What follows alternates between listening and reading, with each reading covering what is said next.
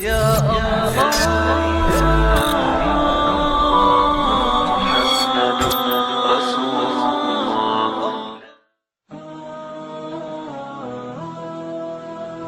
کعب بن مالک رضی اللہ عنہ وارضا فرماتے ہیں کہ جتنے بھی غزوات ہوئے سوائے بدر اور تبوک کے میں کسی غزوے سے پیچھے نہ رہا. ہر غزوے میں رسول اللہ صلی اللہ علیہ وسلم کا ساتھی، آپ کے دفاع میں لڑنے والا، آپ کا ساتھ نبھانے والا.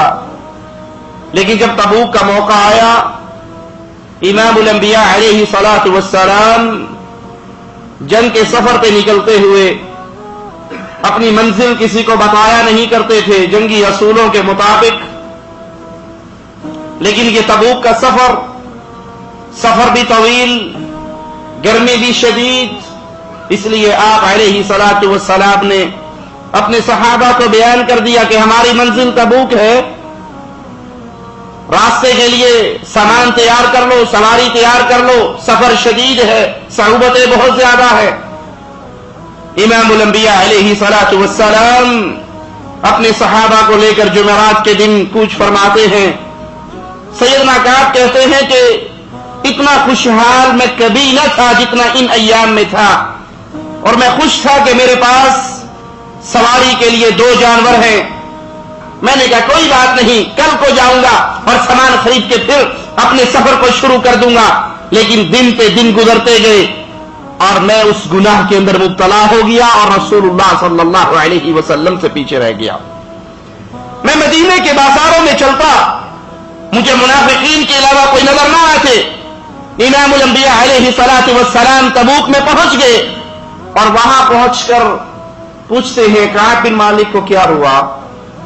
تو میری قوم کے ایک شخص نے کہا کہ کعب، اے اللہ کے رسول، اس کی دونوں چادریں اور فخر سے دائیں بائیں دیکھنے نے اس کو غرور میں مبتلا کر دیا اور وہ پیچھے رہ گیا. سیدنا معاذ بن جبل رضی اللہ عنہ وارضا کہنے لگے تم نے بری بات کی ہے اے اللہ کے رسول صلی اللہ علیہ وسلم، اللہ کی قسم ہم نے ان میں سوائے خیر کے کچھ نہیں دیکھا. امام الانبیاء علیہ الصلوۃ والسلام واپس تشریف لاتے ہیں. پیچھے رہ جانے والے امام الانبیاء علیہ الصلوۃ والسلام کے پاس پہنچ کے اپنے بہانے عذر پیش کرتے ہیں، آپ سے معافی کا سوال کرتے ہیں.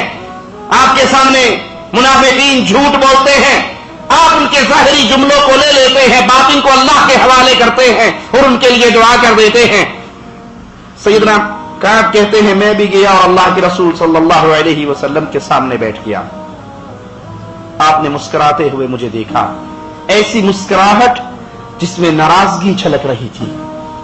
آپ نے کہا تجھے کیا ہوا؟ کیا تو نے سواری نہیں خریدنی تھی؟ کیا تو سفر کے لیے تیار نہیں تھا؟ کہنے لگے ہاں اللہ کے رسول صلی اللہ علیہ وسلم، میں نے سواری بھی خرید لی تھی، سواری میرے پاس تھی، سفر کے لیے میں تیار تھا. اے اللہ کے حبیب علیہ الصلوۃ والسلام، اگر میں آپ کے علاوہ کسی اور کے سامنے بیٹھتا میں بھی اس کو بہانے سنا دیتا، اپنے پاس سے باتیں بنا لیتا. لیکن میں جانتا ہوں اے اللہ کے حبیب علیہ الصلوۃ والسلام، میں آپ کے سامنے جھوٹ نہیں بول سکتا، اور اگر جھوٹ بولوں گا تو اللہ آپ کو وحی کر کے بتا دے گا. اتنا خوشحال میں کبھی نہیں تھا جتنا میں اس موقع پر تھا. امام الانبیاء علیہ الصلوۃ والسلام نے فرمایا اس نے سچی بات کی ہے، اٹھ جاؤ یہاں تک کہ اللہ تمہارے بارے میں کوئی حکم نازل کرے. فرماتے ہیں میں اٹھتا ہوں، میری قوم کے لوگ مجھے ملامت کرتے ہیں اور کہتے ہیں تو نے کوئی بہانہ کیوں نہیں کیا، تو نے کوئی عذر کیوں نہیں اللہ کے نبی صلی اللہ علیہ وسلم کے سامنے پیش کیا؟ جیسے اور لوگ عذر پیش کر کے چلے گئے تو بھی عذر پیش کر دیتا اور پھر اللہ سے سچے دل سے معافی مانگتا، اللہ تیرے گناہوں کو معاف کر دیتا. کہا میرے دل میں بھی یہ بات آئی کہ میں واپس جاؤں، کوئی بہانہ تلاش دوں، کوئی بات کر دوں. میں نے پوچھا کیا جس طرح کا بیان میں نے دیا ہے کیا کسی اور نے بھی یہ بیان دیا؟ کہا ہاں تیرے علاوہ 2 اور ہیں، ہلال بن امیہ اور مرارہ بن ربیع، ان دونوں نے بھی یہی بات کی ہے جو تو نے کی. تو کہا ان دونوں کا نام سن کے میں اپنے موقف پہ ڈٹ گیا، یہ دونوں بدری صحابی تھے. میں نے کہا اللہ کی قسم میں اپنے بیان کو نہیں بدلوں گا. امام الانبیاء علیہ الصلوۃ والسلام نے ہم تینوں کے ساتھ لوگوں کو منع کر دیا کوئی ان سے کلام نہ کرے. کوئی ہمارے سلام کا جواب نہ دیتا، ہم سے بات نہ کرتا، زمین کھلی ہونے کے باوجود ہمارے لیے تنگ ہو گئی۔ میں مسجد میں جاتا، رسول اللہ صلی اللہ علیہ وسلم کو سلام کہتا اور پھر توجہ کرتا آپ کے مبارک چہرے کی طرف کہ آپ نے دل ہی دل میں جواب دیا ہے یا نہیں۔ میں نماز پڑھتا، جب نماز پڑھتا تو رسول اللہ صلی اللہ علیہ وسلم میری طرف دیکھتے، اور جب نماز کے بعد میں امام الانبیاء علیہ الصلوۃ والسلام کے مبارک چہرے کی طرف دیکھتا تو امام الانبیاء علیہ الصلوۃ والسلام اپنے چہرے اور نظر کو پھیر لیتے۔ میرے دونوں ساتھی روتے، میں بھی روتا، لیکن میں ان سے زیادہ بہادر تھا۔ میں لوگوں سے ملتا، بازاروں میں جاتا، مسجد میں آتا، نبی کو سلام کہتا، آپ کے ساتھ نمازیں پڑھتا۔ یہ آزمائش تو چل ہی رہی تھی کہ ایک دن بازار کے اندر ایک انسان میرے نام کا سوال کرتا ہوا پوچھتا ہے کہ آپ کو کون جانتا ہے، اس سے میری ملاقات کون کروائے گا؟ لوگوں نے کہا وہ ہے۔ وہ میرے پاس آتا ہے اور ایک عیسائی بادشاہ کا خط میرے حوالے کرتا ہے، جس عیسائی بادشاہ نے لکھا کہ تم تو اپنے قوم کے بڑے اچھے انسان، بڑے عزت دار، بڑے بہادر، تمہارے نبی نے تمہارے ساتھ جفا کی ہے، آؤ ہمارے پاس آ جاؤ، ہم عزت بھی دیں گے، مقام بھی دیں گے، دولت بھی دیں گے۔ میں نے کہا استغفر اللہ، یہ اللہ کی طرف سے ایک اور آزمائش، یہ میرے ایمان کے اوپر حملہ کرنا چاہتا ہے، یہ ایک اور آزمائش ہے۔ میں نے اس کے خط کو لیا اور جلتی ہوئی آگ کے اندر پھینک دیا۔ امام الانبیاء علیہ الصلوۃ والسلام نے اپنے صحابہ کو منع کر دیا تھا، کوئی ہم سے کلام کرنے والا نہیں تھا۔ کہا ایک دن میں ابو قتادہ جو میرے چچیرے بھائی بھی ہیں ان کے باغ میں جاتا ہوں، دیوار ڈھلان کے باغ میں داخل ہوتا ہوں اور اس سے کہتا ہوں میں تجھے اللہ کی قسم دے کر پوچھتا ہوں، کیا تو نہیں جانتا میں اللہ سے محبت کرتا ہوں، میں رسول اللہ سے محبت کرتا ہوں صلی اللہ علیہ وسلم۔ کہا میرا بھائی خاموش رہا۔ میں نے پھر پوچھا، وہ پھر خاموش رہا۔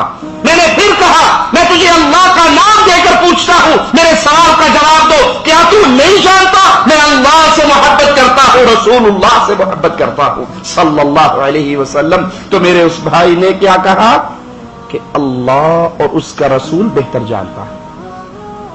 اس کی اس بات کی تصدیق نہیں کی، بلکہ کہا اللہ اور اس کا رسول بہتر جانتا ہے۔ کہا یہ میرا بڑا پیارا بھائی، بڑا قریبی دوست تھا، اس کے جواب کو سن کر میں روتے ہوئے باغ سے باہر نکل آیا۔ جس دن سے اللہ کے نبی علیہ الصلوۃ والسلام نے باقی صحابہ کو ہم سے کلام کرنے سے منع کیا، یہ 50ویں رات تھی۔ میں نے چھت پر فجر کی نماز ادا کی اور میں چھت پر ہی بیٹھ گیا، اپنے اللہ سے معافی مانگ رہا ہوں، اللہ کے سامنے رو رہا ہوں، اپنے گناہ کا اقرار کر رہا ہوں، اللہ سے معافی کا سوال کر رہا ہوں۔ اور کیفیت یہ ہے اللہ کی زمین بڑی وسیع ہے لیکن میرے لیے تنگ ہو گئی، نہ کوئی مجھ سے کلام کرنے والا ہے، نہ کوئی مجھ سے بات کرنے والا، بلکہ امام الانبیاء علیہ الصلوۃ والسلام نے یہاں تک پیغام بھیجا کہ اپنی بیویوں کو اپنے آپ سے الگ کر دو۔ تو میں نے کہا اللہ کے نبی کیا اپنی بیوی کو طلاق دے دوں؟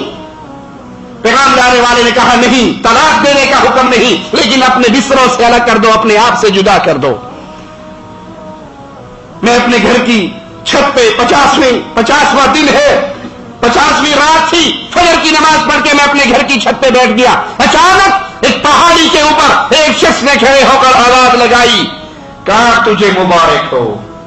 ابھی میں نے صرف اتنا ہی سنا تھا، میں فوراً سجدے کے اندر گر گیا اور مجھے یقین ہو گیا اللہ نے میری توبہ کو قبول کر کے معاف کر دیا۔ پیغام لانے والا لایا، میں نے جو اپنے کپڑے پہنے ہوئے تھے وہ کپڑے اس کو انعام کے طور پہ، ہدیے کے طور پہ دے دیے، اور دوسرے کپڑے پہن کر میں رسول اللہ صلی اللہ علیہ وسلم کے پاس پہنچا۔ آپ کا چہرہ پھول کی طرح کھلا ہوا، مسکراتا ہوا پیارا مکھڑا، کہنے لگے کہ تجھے ایسے دن کی مبارک ہو، ایسے دن کی تجھے خوشخبری ہو جو ان تمام دنوں سے بہتر تھا تیری زندگی کے جو گزار چکا ہے۔